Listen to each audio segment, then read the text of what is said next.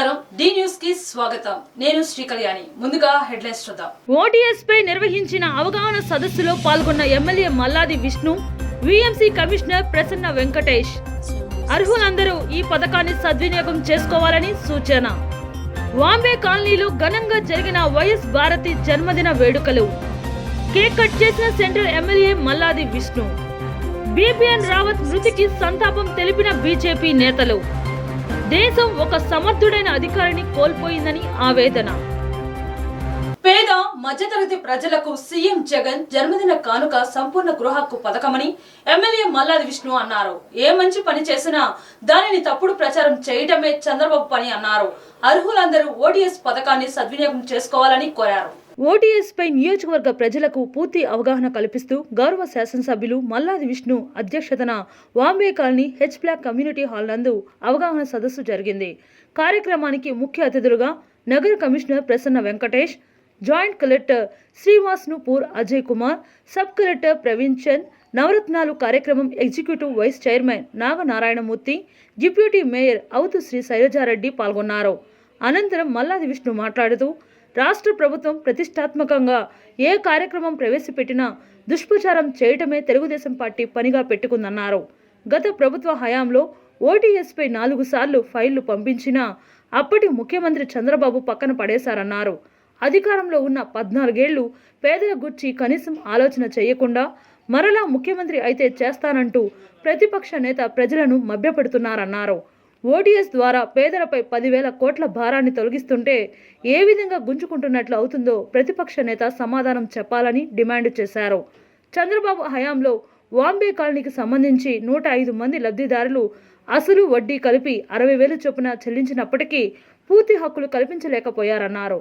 ఇవాళ మాట్లాడుతున్న వారు ఆ రోజు ఎందుకు డబ్బు కట్టించుకున్నారని సూటిగా ప్రశ్నించారు. కానీ సీఎం జగన్మోహన్ రెడ్డి హయాంలో కేవలం 20,000కే 275 మంది క్రయ విక్రయాలతో కూడిన సంపూర్ణ హక్కులు పొందగలుగుతున్నారన్నారు.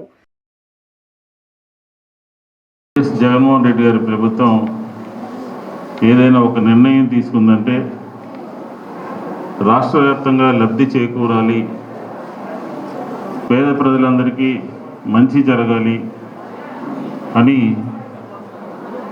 నిర్ణయం తీసుకుంటున్నారు. జగన్మోహన్ రెడ్డి గారి ప్రభుత్వం వచ్చిన తర్వాత ఈ అసోసియేషన్ సంబంధించినటువంటి వారందరూ వచ్చి వన్ టైం సెటిల్మెంట్ చేస్తే బాగుంటుందని అని చెప్పని ఒక అర్జీ ఇవ్వడం జరిగింది. ఆ అర్జీని రాష్ట్ర గృహ నిర్మాణ శాఖ మంత్రి వర్యులు అలాగే రాష్ట్ర ముఖ్యమంత్రి గారు ఇద్దరికి దృష్టికి తీసుకువెళ్ళాం. సీఎం గారు ఏమన్నారంటే ఆ రోజున స్టేట్ లెవెల్ పాలసీగా తీసుకుందాంలే, దీన్ని అన్నీ చేసినప్పుడు ఇది కూడా చేద్దాం అని అసెంబ్లీలో సమావేశాలు జరుగుతున్నప్పుడు ఆయన దృష్టి తీసుకెళ్తే ఆయన ఆ విధంగా చెప్పారు. దాన్ని ఇప్పుడు అమలు చేయడానికి ఒక పథకాన్ని రూపొందించడం జరిగింది. ఏంటంటే ఈ కార్యక్రమం మీద ప్రభుత్వం ఎంత సీరియస్గా ఉందంటే మున్సిపల్ కమిషనర్ గారు, జేసీ హౌసింగ్ గారు, సబ్ కలెక్టర్ గారు, పీడీ హౌసింగ్ అధికారులు అందరూ కూడా హాజరయ్యి మన రిస్క్లోకి వచ్చి దాన్ని ఎలాగైనా పేద ప్రజలకి లబ్ధి చేకూరాలి అని చెప్పనే ఆలోచనకి ఇక్కడ అందరూ కూడా దృష్టి పెట్టారు అని చెప్పి ఈ సందర్భంగా మనం చేస్తున్నాం. మరియు జేసీ గారు డీటెయిల్స్ అన్నీ చెప్పారు. మళ్ళీ చెప్పినది మళ్ళీ చెప్పకుండా ఒక 3-4 విషయాలు మాత్రం మీకు అర్థమైనట్లే చెప్తాను. ఎందుకంటే మున్సిపల్ కార్పొరేషన్ స్థలం ఇది.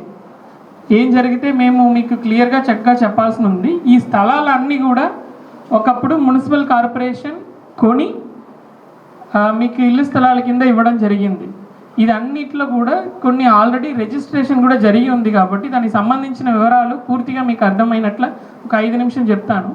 ముందు వైఎస్ఆర్ జగనన్న సంపూర్ణ గృహ హక్కు పథకం ఓటీఎస్ వన్ టైం సెటిల్మెంట్ అన్నది ఏంటన్నది అర్థం చేసుకోండి. దీని మీద కొంతమంది కొంచెం రాంగ్గా తప్పుడు ప్రచారాలు చేస్తున్నారు. అది కాదు. ముందు అందరూ అర్థం చేసుకోవాల్సినది ఒకటి ఏంటంటే ఇది వాలంటరీ. మీరు కంపల్సరీగా ఇది చెయ్యాలా, చేస్తే తప్ప మీకు అది చేసేస్తాం ఇది చేసేస్తామని అట్లా ఏం లేదు. ఇది మీకు ఇష్టం ఉంటే, ఇది మంచిది మీరు అనుకుంటే, చెయ్యాలని అనుకుంటే మీకు చేసి పెట్టడానికి మేము వచ్చాం తప్ప మిమ్మల్ని బెదిరించి చేయడానికి కాదు. సో ఇది ప్యూర్లీ వాలంటరీ అన్న విషయం అందరూ అర్థం చేసుకోండి. ఒకటి. రెండోది, దీనివల్ల ప్రభుత్వంకి ఏదో డబ్బులు వచ్చేస్తుంది, దానివల్ల పెద్దగా ఏదో అయిపోతుందని కనుక్కోండి. దీనివల్ల చాలా డబ్బులు ప్రభుత్వం నుంచి పోతుంది తప్ప ప్రభుత్వంకి వచ్చేది లేదు. ఎందుకంటే ఈ స్థలాలన్నీ చాలా విలువైన స్థలాలు. ప్లస్ మీకు లోన్ ఇందాక చెప్పినట్ల హౌసింగ్ కార్పొరేషన్లో మీరు 60,000 65,000 వడ్డీ మీద వడ్డీ పెరిగి చాలా లోన్ మీకు ఉంది ప్రస్తుతానికి. ఆ లోన్ని మాఫీ చేసి నామినల్గా అర్బన్ ఏరియా మున్సిపల్ కార్పొరేషన్ ఏరియాలో 20,000 అని ఒక లెక్క అమౌంట్ పెట్టడం జరిగింది. ఆ 20,000 అన్నది మీరు తీసుకున్న బ్యాంక్ రుణం ఏది ఉందో అది, తర్వాత స్థలం 2 కలిపి వస్తుంది మీకు. అది అర్థం చేసుకోవాలి. బ్యాంకు రుణం కూడా మీకు పూర్తిగా మాఫీ అవుతుంది. ఆ స్థలం కూడా మీ పేరు మీద రిజిస్ట్రేషన్ చేసి పెట్టడం జరుగుతుంది. ఈ రుణం అన్నది 1983 అంతకు ముందు నుంచి 2011 దాకా ఎవరెవరు బ్యాంక్ అంటే ఈ హౌసింగ్ కార్పొరేషన్లో లోన్ తీసుకొని ఇల్లులు కట్టారో అప్పటి నుంచి మీరు లోన్ని వెనక కట్టకుండా వడ్డీ మీద వడ్డీ పడి అది వాళ్ళకి ఎక్కడ ఉందో ఆ లోన్ మొత్తం కూడా మాఫీ చేసేసి ఆ ఇల్లుల్ని మీ పేరు మీద శాశ్వతంగా రిజిస్ట్రేషన్ చేసి దాన్ని మీరు అమ్ముకోవడానికి, ఇంకొకరు కావాలంటే కొనుక్కోవడానికి హక్కు ఉన్నట్లు చేయడానికే ఈ స్కీమ్ అనేది పెట్టడం జరిగింది. అంటే సబ్ రిజిస్టర్ ఆఫీస్కి వెళ్ళాలి, అక్కడ మీరు రిజిస్ట్రేషన్ ఫీజ్ పే చేయాలి, స్టాంప్ డ్యూటీస్ పే చేయాలి, యూజర్ ఛార్జెస్ పే చేయాలి. కానీ వన్ టైం సెటిల్మెంట్ కింద రిజిస్ట్రేషన్ చేయడానికి మీకు సబ్ రిజిస్ట్రార్ ఆఫీస్ వెళ్ళడానికి అవసరం లేదు. ఈ రిజిస్ట్రేషన్ మనము సెక్రటేరియట్లోనే మీ పంచాయత్ సెక్రటరీ, మీ విఆర్ఓ సెక్రటేరియట్ పరిధిలోనే మీ ఇంటి దగ్గర రిజిస్ట్రేషన్ చేస్తారు. ఈ రిజిస్ట్రేషన్ చేయడానికి మీకు ఎటువంటి రిజిస్ట్రేషన్ ఫీజ్ పే చేయడానికి అవసరం లేదు, స్టాంప్ డ్యూటీస్ పే చేయడానికి అవసరం లేదు, యూజర్ ఛార్జెస్ పే చేయడానికి ఏమీ అవసరం లేదు. ఓన్లీ ఒక బెనిఫిషరీ 3 ఫోటోగ్రాఫ్స్ తీసుకొని రిజిస్ట్రేషన్కి సచివాలయం దగ్గరకి రావాలి. రిజిస్ట్రేషన్ డాక్యుమెంట్స్ కూడా ప్రింటింగ్ చేయడం జరిగింది. ఇప్పుడు మీ సచివాలయంలో రేపటి నుంచి రిజిస్ట్రేషన్ ప్రాసెస్ కూడా స్టార్ట్ చేస్తున్నాము. ఈ రిజిస్ట్రేషన్ డాక్యుమెంట్స్ మీ దగ్గర వస్తే మీకు పూర్తిగా హక్కు ప్రాపర్టీ మీద వస్తుంది. మీరు ఈ property transfer any kind of transaction చేయడానికి ఫ్రీగా ఉంటుంది. యూ కెన్ ఈ ప్రాపర్టీ డాక్యుమెంట్ బ్యాంక్లో ఇస్తే లోన్ కూడా మీరు తీసుకోవచ్చు. కొంతమంది ప్రాపర్టీస్ అండ్ భూమీస్ ఈజ్ 22A లిస్ట్లో ఉన్నాయి. అట్లాంటి కేసెస్ కూడా మీ భూమి గవర్నమెంట్ ల్యాండ్ ఆర్ గ్రామ కంఠం ల్యాండ్లో ఉంటే అయినా సరే ఇక్కడ రిజిస్ట్రేషన్ చేస్తున్నాము. ఇప్పుడు మీ భూమి గవర్నమెంట్ ల్యాండ్లో ఉంటే 22A లిస్ట్లో ఉంటుంది, ప్రొహిబిటెడ్ లిస్ట్లో. సో 22A లిస్ట్ నుంచి ప్రాపర్టీ తీసేయాలంటే చాలా ఎఫర్ట్ పెట్టాలి. తహసీల్దార్ ఆఫీస్కి వెళ్ళాలి, దాని ఆర్డీఓ ఆఫీస్ వెళ్ళాలి, కలెక్టర్ ఆఫీస్ వెళ్ళాలి. కానీ ఇప్పుడు మీ ప్రాపర్టీ గవర్నమెంట్ ల్యాండ్ ఆర్ గ్రామ కంఠం ల్యాండ్లో ఉంటే అయినా సరే ఇక్కడ రిజిస్ట్రేషన్ చేస్తాము. మీకు పూర్తిగా హక్కు ఆ ప్రాపర్టీ మీద ఇస్తాము. 22A లిస్ట్ నుంచి కూడా ఈ ప్రాపర్టీ డిలీట్ చేయడం జరుగుతుంది. ప్రభుత్వం ఉద్యోగుల సమస్యల పట్ల నిర్లక్ష్యంగా వ్యవహరిస్తుందని జేఏసీ పశ్చిమ కృష్ణ అధ్యక్షుడు విద్యాసాగర్ విమర్శించారు. పీఆర్సీ నివేదికను బహిర్గత పరచాలని ఆయన డిమాండ్ చేశారు. పెండింగ్ లో ఉన్న డిఏలను విడుదల చేయాలని, సిపిఎస్ రద్దు చేయాలని ఆయన విజ్ఞప్తి చేశారు. ఏపీ జేఏసీ ఉద్యోగ ఉపాధ్యాయ కార్మిక పెన్షనర్ల ఐక్య కార్యాచరణ కమిటీ ఆధ్వర్యంలో ఉద్యోగులు గాంధీనగర్లోని అర్బన్ తహసీల్దార్ కార్యాలయం ఎదుట ఆందోళనకు దిగారు. నల్ల బ్యాడ్జీలు ధరించి తమ నిరసన తెలియజేశారు. ఈ ఆందోళనకు జేఏసీ పశ్చిమ కృష్ణ చైర్మన్ విద్యాసాగర్ నేతృత్వం వహించారు. ఈ సందర్భంగా ఆయన మాట్లాడుతూ ఉద్యోగుల సమస్యలపై స్పందించాలని అనేకసార్లు విజ్ఞప్తి చేశామని తెలిపారు. ప్రభుత్వం తమ సమస్యల పట్ల నిర్లక్ష్యంగా వ్యవహరిస్తుందన్నారు. 40 నెలలుగా పీఆర్సీ అమలు కాలేదని అన్నారు. అన్ని రాష్ట్రాల్లో డిఏలు పెండింగ్లో లేకుండా ఇస్తుంటే మన రాష్ట్రంలో మాత్రం 7 డిఏలను పెండింగ్లో పెట్టారని తెలిపారు. ముఖ్యమంత్రి తక్షణమే ఒక సమావేశం ఏర్పాటు చేసి హామీలపై స్పష్టత ఇవ్వని పక్షంలో తమ ఆందోళన తీవ్రతరం చేస్తామని స్పష్టం చేశారు.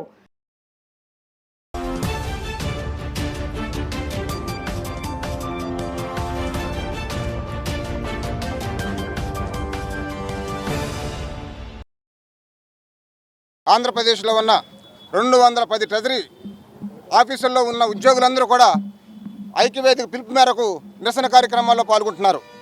ఈ మధ్యకాలంలో నిన్న కాక మొన్న ట్రెజరీ మాజీ అధ్యక్షుడు రవికుమార్ గారు ట్రెజరీ ఉద్యోగులందరూ కూడా పాల్గొంటలేదని అబద్ధ ప్రచారం చేస్తున్నాడు. ఆ అబద్ధ ప్రచారం నమ్మవద్దు. ఎందుకంటే ట్రెజరీ అసోసియేషన్లో అతనికి ప్రాథమిక సభ్యత్వం కూడా లేదు. ప్రాథమిక సభ్యత్వం లేనివాడు ట్రెజరీ అధ్యక్షుడిగా ఎలా చెప్పుకుంటాడని నేను ప్రశ్నిస్తున్నా. మరి ముఖ్యంగా ఐక్యవేదిక నాయకులను, జేఏసీ నాయకులను విమర్శిస్తున్నాడు.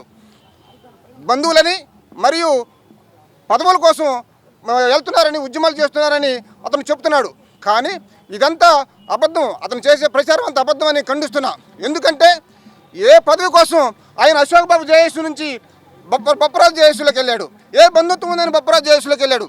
బొప్పరాజు జేఏసీలో ఉంటూ అతని యొక్క గొంతెమ్మ కోరికలు తీరలేదని మరలా అశోక్ బాబు గారు జేఏసీలోకి వచ్చాడు. అశోక్ బాబు జేఏసీలో అతని కోరికలు తీరలేదని మరలా సూర్యనారాయణ గారు జేఏసీలోకి వెళ్ళాడు. సూర్యనారాయణ గారికి ఈయనకి ఏ బంధుత్వం ఉందని సూర్యనారాయణ జేఏసీకి వెళ్ళాడు. అదేవిధంగా సూర్యనారాయణ గారి దగ్గర అతని కోరికలు నెరవేరలేదని ఈరోజు వెంకటరామరెడ్డి గారు జేఏసీలో ఉన్నారు.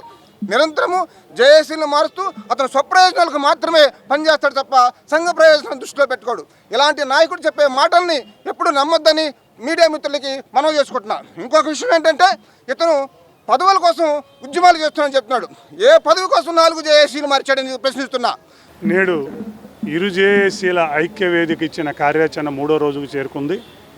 3వ రోజున మరి మొదటి 2వ రోజున ఎంత పెద్ద ఎత్తున ఉద్యోగ ఉపాధ్యాయులు స్పందించి రాష్ట్ర వ్యాప్తంగా నల్ల బ్యాడ్జీల ప్రదర్శన, అలాగే మేము ఇంకా పిలుపు ఇవ్వకుండానే లంచ్ అవర్ డిమాన్స్ట్రేషన్స్ కూడా అన్ని ఆఫీసుల్లో, అలాగే పాఠశాలలో అన్ని చోట్ల కూడా చేస్తున్నారు. ఇవాళ 3వ రోజు కూడా అతి పెద్దగా జయప్రదం అవుతుంది. ఉద్యోగులు, ఉపాధ్యాయులు, పెన్షనర్స్ పెద్ద ఎత్తున ఈ కార్యక్రమంలో పార్టిసిపేట్ చేస్తున్నారు. మరి రాష్ట్ర ప్రభుత్వానికి మరొకసారి విజ్ఞప్తి చేస్తున్నాం. రేపు ప్రతి పెద్ద లంచ్ అవర్ డెమాన్స్ట్రేషన్స్ ఉన్నాయి. విజయవాడ పంచాయతీరాజ్ కార్యాలయంలో బందర్ రోడ్లోని దాంట్లో 1 గంట నుంచి 2 గంటల వరకు మరి కార్యక్రమాలు ఉన్నాయి. రాష్ట్ర ప్రభుత్వానికి కూడా ఈ సందర్భంగా డిమాండ్ చేస్తున్నాం. ఏదైతే మాకు 40 నెలల నుంచి పీఆర్సీ పెండింగ్ ఉన్నదో, కనీసం పీఆర్సీ నివేదికను కూడా ఇంతవరకు ప్రకటించలేదో, రాష్ట్ర జేఏసీలను పిలిపించుకునే పీఆర్సీ రిపోర్టుని వెంటనే ఇవ్వాలని, అలాగే మా ఈ పెండింగ్ బిల్లులు ఏవైతే ఉన్నాయో పెండింగ్ బిల్లులన్నిటినీ మళ్ళీ పద్దబద్దాక 6 నెలలకు, 5 నెలలకు, 4 నెలలకు చేయకుండా పెండింగ్ బిల్లులు అన్నింటినీ క్లియర్ చేయాలని, మీరు ఏదైతే హామీ ఇచ్చారో సిపిఎస్ అని మిగతా ఏదైతే సిపిఎస్ మరి కాంట్రాక్ట్ ఉద్యోగులకు క్రమబద్ధీకరణ వాటి డిమాండ్స్ని నెరవేర్చాలని, పీఆర్సీని వెంటనే అమలు చేయాలని, హెల్త్ కార్డ్స్ని మరి ఇంతవరకు హెల్త్ కార్డ్స్కి మేము నెల డబ్బులు కడుతున్నప్పటికీ హెల్త్ కార్డులు జరుగుతున్న పరిస్థితి లేదు, ఎక్కడా కూడా ట్రీట్మెంట్ దక్కడం లేదు. అందుకని హెల్త్ కార్డ్స్ని కూడా ఇవ్వాలని చెప్పి ఇది చేస్తున్నాం. భారత త్రివిధ దళాధిపతి రావత్ హఠాత్ మరణం దేశానికి తీరని లోటని బీజేపీ రాష్ట్ర అధ్యక్షులు సోము వీర్రాజు అన్నారు. ఆయన మృతితో దేశం ఒక సమర్థుడైన అధికారిని కోల్పోయిందని వ్యాఖ్యానించారు. దేశం క్లిష్ట పరిస్థితిలో ఉన్న సమయంలోనూ సమున్నత సేవలు అందించారని కీర్తించారు. త్రివిధ దళాల అధిపతి బీపీఎన్ రావత్ మృతికి బీజేపీ రాష్ట్ర కార్యాలయంలో సంతాప సభ నిర్వహించారు. రావత్తో పాటు మృతి చెందిన 13 మందికి ఈ సందర్భంగా నివాళులర్పించారు. ఈ కార్యక్రమంలో పాల్గొన్న బీజేపీ రాష్ట్ర అధ్యక్షుడు సోము వీర్రాజు మాట్లాడుతూ 3 త్రివిధ దళాలకి తొలి సీడీఎస్గా బాధ్యతలను నిర్వర్తిస్తున్న బీపీఎన్ రావత్ మృతి దేశానికి తీరని లోటన్నారు. చదువుకున్న ప్రాంతంలోనే ఆయన మృతి చెందడం విధి వైపరీత్యమని పేర్కొన్నారు. ఆయన సమర్థతని గుర్తించే ప్రధాని మోడీ సీడీఎస్ పదవిని ఏర్పాటు చేసి బీపీఎన్ రావత్కి బాధ్యతలు అప్పగించారని తెలిపారు. వాజ్పేయి హయాంలో కార్గిల్ యుద్ధాన్ని రావత్ పర్యవేక్షించారని చెప్పారు. సర్జికల్ స్ట్రైక్ వ్యవహారాలన్నీ కూడా రావత్ పర్యవేక్షణలోనే నిర్వహించారన్నారు. దేశం ఒక అత్యున్నత సైనిక అధికారిని కోల్పోయిందని వీర్రాజు వ్యాఖ్యానించారు. కార్యక్రమంలో బీజేపీ రాష్ట్ర ప్రధాన కార్యదర్శి వేటుకూరి సూర్యనారాయణరాజు, మైనార్టీ మోర్చా రాష్ట్ర అధ్యక్షుడు షేక్ బాజీ, రాష్ట్ర కార్యదర్శి పాతూరి నాగభూషణం, విజయవాడ పార్లమెంట్ అధ్యక్షుడు బొబ్బూరి శ్రీరామ్, లంకా దినకర్, డాక్టర్ దాసం ఉమామహేశ్వరరాజు, శ్రీనివాసరాజు తదితరులు పాల్గొన్నారు.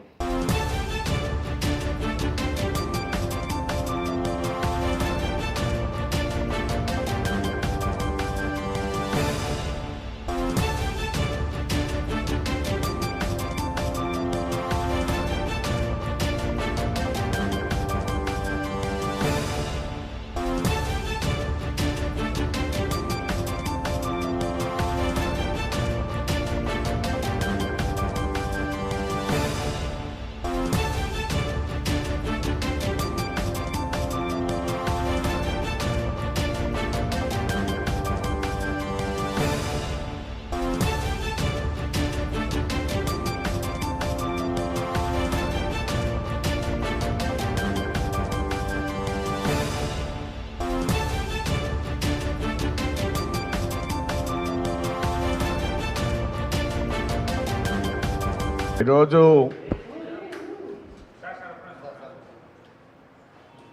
దేశంలో ఒక అత్యంత శక్తివంతమైన సైనికాధికారి శ్రీ రావత్ గారు హెలికాప్టర్ ప్రమాదంలో మరణించడం అందరినీ దిగ్భ్రాంతికి గురి చేస్తుంది. వేరు చోట్ల 3 త్రివిధ దళాలని ఉన్న 17 కమాండ్లు కలిపి ఇంటిగ్రేటెడ్ ఒకే అంశంగా ఏర్పాటు చేసి నరేంద్ర మోడీ గారు బిపిన్ రావత్ గారిని చీఫ్ ఆఫ్ డిఫెన్స్ స్టాఫ్ సిడిఎస్గా వ్యవహరిస్తున్నారు. రావత్ గారు భారత్కు తొలి త్రివిధ దళాల అధిపతిగా చరిత్రలోకి ఎక్కారు. భారతదేశానికి స్వతంత్రం వచ్చిన తర్వాత 3 కూడా విడివడిగా ఉన్నటువంటి పరిస్థితుల్లో నావికా దళాల వ్యూహాలను రచించడంలో కీలక పాత్ర పోషించారు.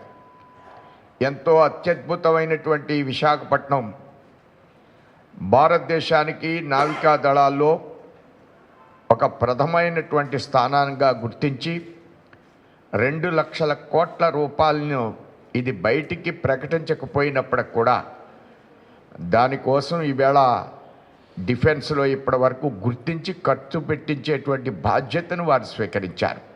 త్రిపుల మూవీ ట్రైలర్ ప్రివ్యూలతో విజయవాడలో జూనియర్ ఎన్టీఆర్ ఫ్యాన్స్ హంగామా సృష్టించారు.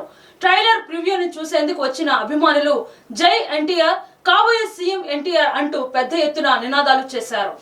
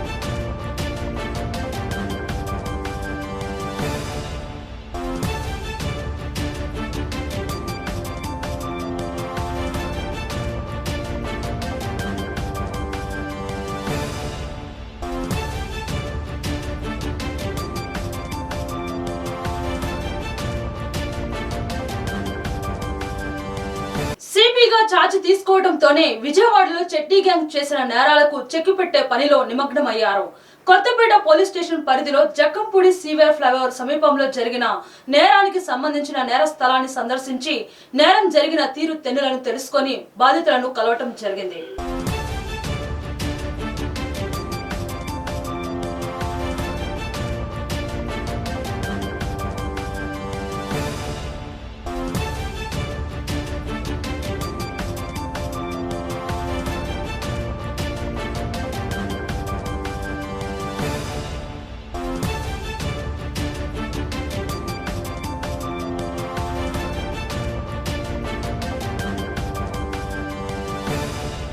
టీడీపీ జాతీయ ప్రధాన కార్యదర్శి నారా లోకేష్ తాడేపల్లిలో పర్యటించారు. పట్టణంలోని 6, 14, 15, 16, 17, 18 వార్డుల్లో పర్యటించి ప్రజా సమస్యలను అడిగి తెలుసుకున్నారు.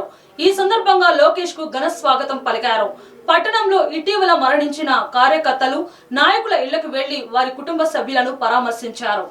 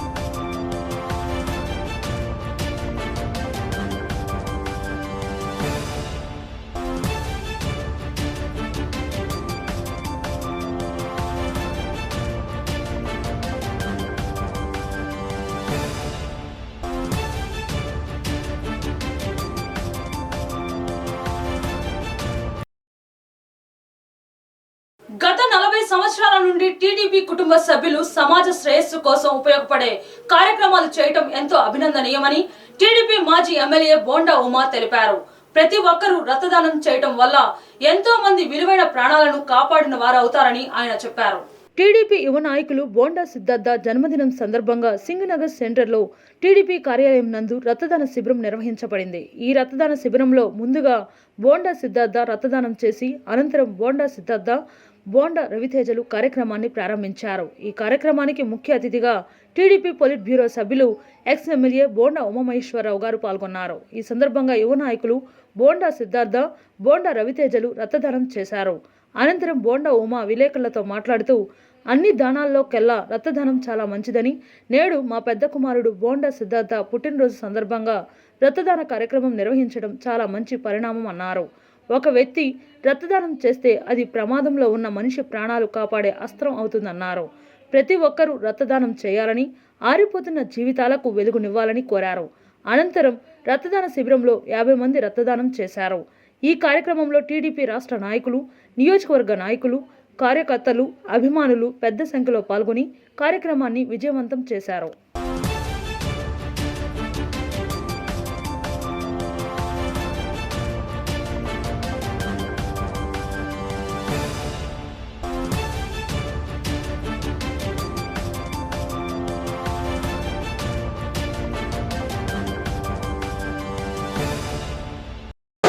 తెలుగుదేశం పార్టీ కుటుంబ సభ్యులు, ఇంకా నాయకులు, అభిమానులందరూ కూడా ఈరోజు ఒక మంచి కార్యక్రమాన్ని, సమాజ శ్రేయస్సుకు ఉపయోగపడే కార్యక్రమాన్ని, రక్తదానం అంటే మైక్ మీకు రక్తదానం అంటే ప్రాణదానంతో సమానమైనటువంటి అంశం.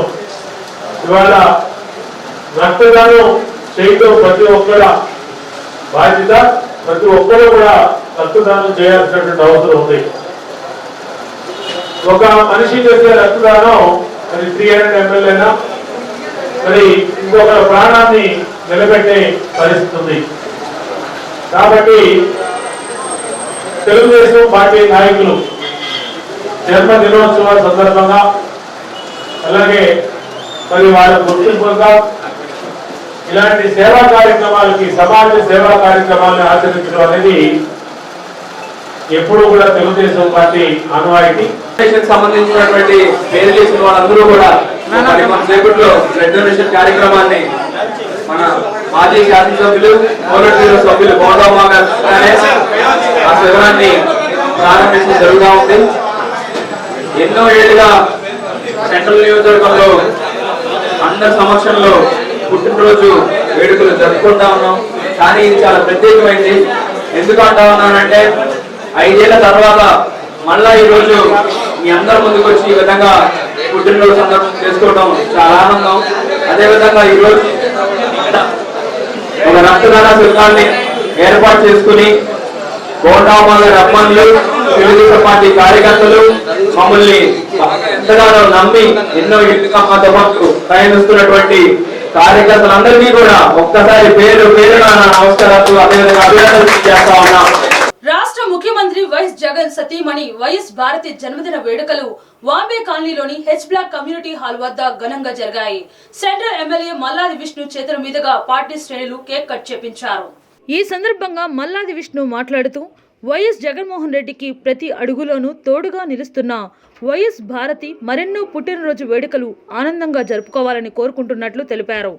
ఆ దుర్గమ్మ తల్లి చల్లని దీవెనలతో ప్రజాభిమానంతో వైఎస్ భారతి గారు మరెన్నో ఉన్నత శిఖరాలు అధిరోహించాలని ఆకాంక్షించారు. కార్యక్రమంలో deputy mayor Avutu Shri Sailaja Reddy, YCP కార్పొరేటర్లు ఉమ్మడి రమాదేవి వెంకట్రావు, అలంపూర్ విజయలక్ష్మి, ఇసురపు దేవి, జానారెడ్డి, ఎర్రగొర్ర తిరుపతమ్మ, 60వ division YCP coordinator Bevara Narayana, YCP నాయకులు, అభిమానులు పాల్గొన్నారు.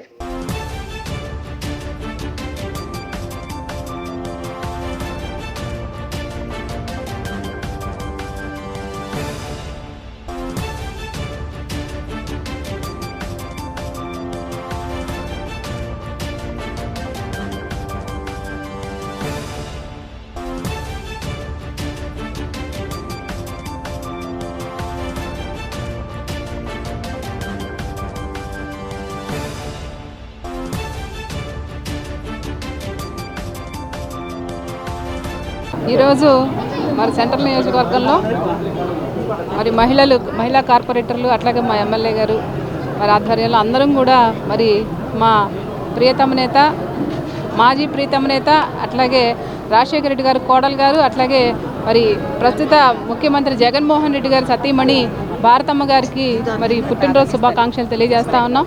మరి ఆ కుటుంబం ఎప్పుడూ కూడా ప్రజలకి ఉపయోగపడే విధంగా ముందుకెళ్లాలని చెప్పేసి ఆలోచించే విధానానికి మరి అందరూ కూడా రాష్ట్ర ప్రజలందరూ కూడా గర్వించదగ్గ విషయం. మరి వారి కుటుంబం కూడా ఎప్పుడు సంతోషాలతో అట్లాగే భారతమ్మ జగనన్న మరి ప్రజలకు ఎప్పుడు మేలు చేయాలనే విధంగా ముందుకెళ్లాలని చెప్పి కోరుకుంటూ మరి భారతమ్మ గారికి బర్త్డే విషయం తెలియజేస్తా ఉన్నాం. పోరంకి వసంత నగర్ లో చెడ్డీ గ్యాంగ్ సంచారం కలకలం రేపుతుంది. నగర శివారులే ప్రాంతాలే లక్ష్యంగా చెడ్డీ గ్యాంగ్ దోపిడీలకు పాల్పడుతున్న అడ్డకట్ట వేయడంలో పోలీసులు సఫలీకృతం కాలేకపోతున్నారు. ఈ గ్యాంగ్ పై పోలీస్ శాఖ ప్రత్యేక దృష్టి సారించినప్పటికీ ఇప్పటి వరకు ఎలాంటి పురోగతి కనిపించలేదు. విజయవాడ పరిసర గ్రామాల్లోని అపార్ట్మెంట్లలో, శివారు కాలనీల్లో హల్చల్ చేస్తున్న చెడ్డీ గ్యాంగ్ను త్వరలోనే పట్టుకుంటామని నూతన సిపిగా బాధ్యతలు స్వీకరించిన క్రాంతి రాణా టాటా ప్రకటించిన రోజునే చెడ్డీ గ్యాంగ్ పోరంకి వసంతనగర్ కాలనీలో రెచ్చిపోవటం గమనార్హం.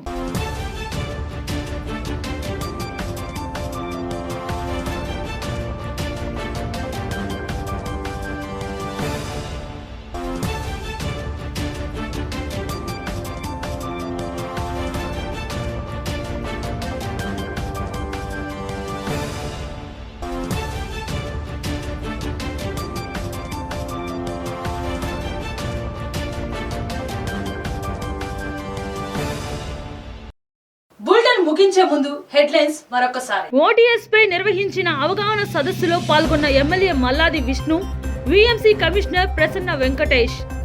అర్హులందరూ ఈ పథకాన్ని సద్వినియోగం చేసుకోవాలని సూచన. వాంబే కాలనీలో ఘనంగా జరిగిన వైఎస్ భారతి జన్మదిన వేడుకలు. కేక్ కట్ చేసిన సెంట్రల్ ఎమ్మెల్యే మల్లాది విష్ణు. బిపిఎన్ రావత్ మృతికి సంతాపం తెలిపిన బీజేపీ నేతలు. దేశం ఒక సమర్థుడైన అధికారిని కోల్పోయిందని ఆవేదన. డి న్యూస్ సమాప్తం. ఇవి ఈ బులెటిన్ విశేషాలు. మరో బులెటిన్ తో మళ్ళీ కలుసుకుందాం. అంతవరకు సెలవు. నమస్కారం.